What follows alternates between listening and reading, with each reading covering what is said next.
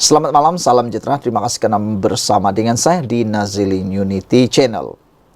Meskipun pengampunan rasmi dan pengumuman rasmi pengampunan Najib tidak lagi membawa kejutan, tapi ia sebenarnya telah menyerlahkan kebijaksanaan yang di Pertuan Agong. Daulat Tuanku, kami sangat menyayangi Kebawah Duli Yang Maha Mulia yang di Pertuan Agong. Kami sangat berbangga dengan kebijaksanaan yang di Pertuan Agong dalam menyelesaikan komelut politik Malaysia. Keputusan pengampunan Najib ini sudah tentu bukan mudah untuk Kebawah Duli Yang Maha Mulia yang mempengerusikan lembaga pengampunan ini untuk membuat keputusan. Kerana pada satu saat kita dapat lihat yang di Pertuan Agong memang terpaksa mengambil keputusan yang paling sukar sekali. Urus setia Lembaga Pengampunan Wilayah-Wilayah Persekutuan Kuala Lumpur, Labuan dan Putrajaya, iaitu bahagian hal ehwal undang-undang, Jabatan Perdana Menteri akhirnya mengeluarkan kenyataan rasmi berhubung pengampunan bekas Perdana Menteri Najib Razak. Dalam kenyataan media itu diumumkan secara rasmi bahawa hukuman penjara 12 tahun yang diterima Najib dikurangkan kepada 6 tahun, manakala denda 210 juta pula diturunkan kepada 50 juta ringgit. Dengan itu, tarikh pembebasan Najib yang baru sekarang disahkan ialah pada 24 Ogos 2028. Tetapi jika denda 50 juta ringgit yang telah dikurangkan itu gagal dibayar, hukuman penjaranya ditambah selama setahun lagi dan menjadikan tarikh pembebasannya dianjakkan kepada 23 Ogos tahun 2029. Kenyataan media itu dikeluarkan hanya beberapa jam setelah Perdana Menteri Anwar Ibrahim sebelum solat Jumat tengah hari tadi membayangkan pengumuman rasmi mengenai pengampunan Najib akan diumumkan hari ini. Walaupun kenyataan media oleh urus setia Lembaga Pengampunan ini akhirnya menjawab segala teka-teki mengenai pengampunan yang diterima Najib, namun ia tidak lagi memberi apa-apa kejutan atau suspend kepada orang ramai. Ini kerana media Singapura, Channel News Asia atau CNN lebih dulu, iaitu 3 hari lalu telah membocorkan keputusan lembaga pengampunan itu.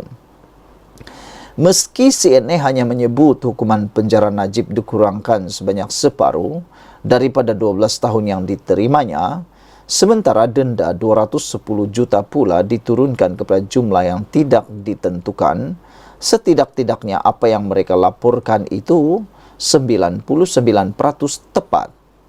Bagaimanapun di waktu yang sama dalam banyak grup WhatsApp, pengurangan jumlah denda kepada 50 juta itu telah menjadi sebaran yang meluas sejak beberapa hari lalu. Dengan itu, tiada siapa lagi yang terkejut, suspend atau menangis dengan berita rasmi mengenai pengampunan Najib oleh urus setia Lembaga Pengampunan pada petang tadi. Ia semacam soalan peperiksaan yang telah bocor jawapannya.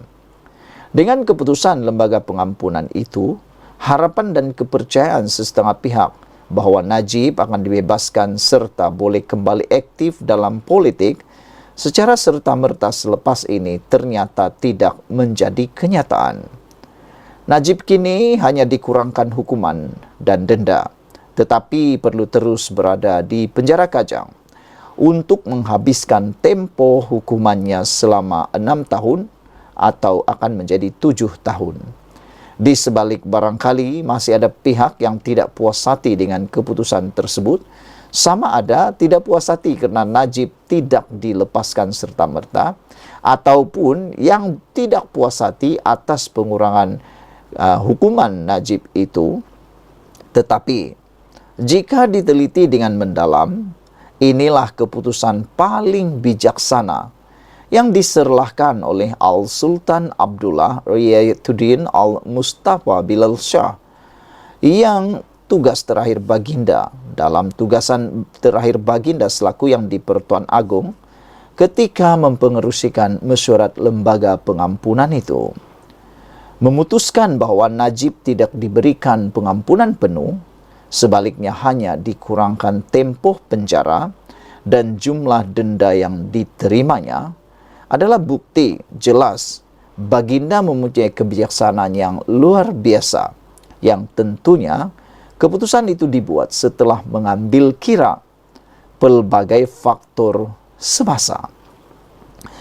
Antara faktor semasa yang tentunya diambil kira ialah kerana Najib baru saja kira-kira setahun 5 bulan menjalani hukuman penjara 12 tahun yang dijatuhkan terhadapnya. Najib mula dihantar ke penjara Kajang ialah pada 23 Ogos tahun 2022. Berdasarkan amalan atau konvensyen sebelum ini, pengampunan penuh hanya menjadi pertimbangan setelah seseorang itu menjalani sekurang-kurangnya 1/3 atau separuh daripada hukuman penjara yang diterima. Dalam erti kata lain, adalah tidak kena dengan masa dan tidak sesuai untuk memberi pengampunan penuh kepada Najib di ketika hanya baru setahun 5 bulan menjalani hukuman penjara, meski beliau merupakan bekas Perdana Menteri.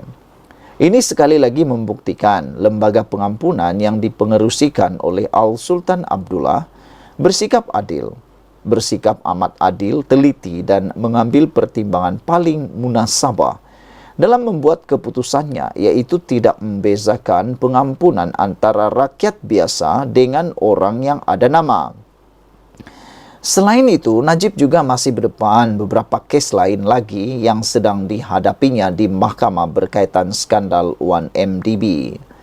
Tentunya tidak cantik kelihatannya, malah mungkin dipersoalkan jika beliau diberi pengampunan penuh dalam kesalahan berkaitan SRC Internasional, anak syarikat 1MDB, tetapi kemudian perlu terus pergi ke mahkamah untuk menghadapi perbicaraan lain berhubung induk 1MDB itu sendiri. Bagaimana jika dalam kes-kes lain yang sedang dihadapi perbicaraan itu, Najib nanti didapati bersalah juga akhirnya, sama seperti kes SRC Internasional? Takkan 2-3 kali beliau hendak diberi pengampunan? Dengan itu, keputusan lembaga pengampunan terkait Najib itu, yaitu hanya mengurangkan hukuman penjara dan denda, hendaklah diterima dengan hati serta dada yang terbuka oleh semua orang, khususnya kaum keluarga dan penyokong-penyokong Tegar Bosku yang harapan mereka nampaknya belum lagi kesampaian. Maka, jangan ada yang marah-marah atau cuba menuding jari kepada siapapun dengan keputusan ini. Ditulis oleh Sabuddin Hussein 2 Februari 2024. Sekian dulu untuk kali ini. Jangan lupa tinggalkan komen Anda, tekan butang subscribe. Malaysia kita punya, kita jaga sama-sama, cintai Malaysiaku. Kita jumpa lagi. Bye-bye.